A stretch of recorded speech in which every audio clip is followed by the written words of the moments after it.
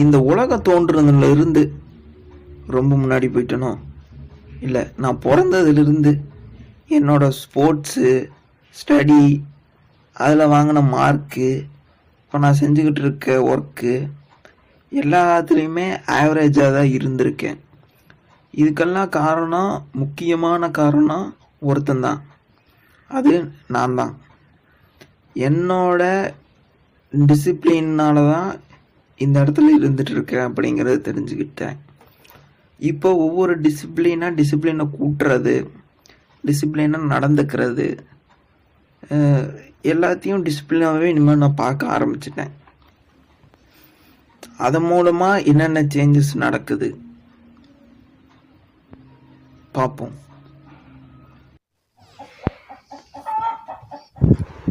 சரியாக ஒர்க் இல்லை, வேலை இல்லை, தேவையான விஷயங்கள் இப்போ கொஞ்சம் இல்லை அப்படிங்கிற மாதிரி நிலைமை மாறிடுச்சு. ராசாத்தி உன்ன காணாத நெஞ்சு காத்தாடி போலாடுது, இப்படிதான் இனிமேல் போகும் அப்படிங்கிற மாதிரி இருந்துட்டு இருக்கு.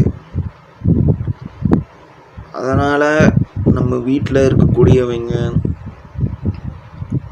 நம்ம பெற்றோர்களோ, நம்ம ரிலேட்டிவ்ஸோ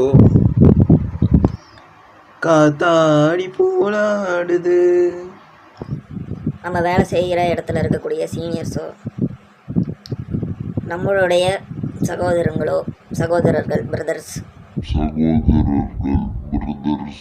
இவங்க நம்ம மேலே தப்பான இவன் அவ்வளோதான் அப்படின்னு சொல்கிற மாதிரி அபிப்பிராயம் வச்சுருக்கிறதுக்கும், இவனால் முடியாதுடா அப்படிங்கிற அந்த மாதிரி சொல்கிறவங்களுக்கும் டிஃப்ரெண்ட் இருக்குது. ஆனால் நம்மளே அந்த முடிவுக்கு வந்துட்டோம். பொழுதாகி போச்சு, விளக்கேத்தியாச்சு, பொன்மானே ஒன்ன தேடுது. நம்மளே அந்த முடிவில் தான் இருக்கோம். நம்ம சரி இவங்க சொல்கிற நிலமையில தான் இருக்கோம் அப்படின்னு நினைக்கிறது, அது நம்மளே விட்டு கொடுத்துட்டோம். ராசாத்தி உன்ன காணாத நெஞ்சு காத்தாடி போலாடுது. இப்போ ஒரு காசு எங்கிட்ட இருக்கும், இன்னொரு இடத்துல மாறிடும், கை மாறிடும், காத்தாடி போலாடுது. ஒரு நாள் அது என்கிட்ட வரும், செலவாகும், செலவாகும். இதுதான் கேமோட ரூல்ஸே அதுதான். கண்ணுக்குரு வண்ண குயில், காதுக்குரு காண குயில், இஞ்சுக்குரு வஞ்சி கொடி நீதானம்மா.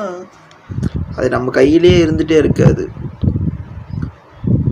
அதுக்காக நம்ம மக்களை இழக்கிறது, நம்மளே சொந்தமாக நம்மளே குறைச்சிக்கிறது, மக்கள் நம்மளை குறைச்சி பேசுறது, இந்த நிலைமை மட்டும் வேண்டாம் அப்படிங்கிற மாதிரி எனக்கு நானே ஒரு செருப்படி பதிவு பண்ணிக்கிறேன். அம்மா நீதான் இல்லாத நாளும் மின்மேகம் நீங்காத பாரம் வாழ்ந்தாக வேண்டும், வா வா கண்ணே.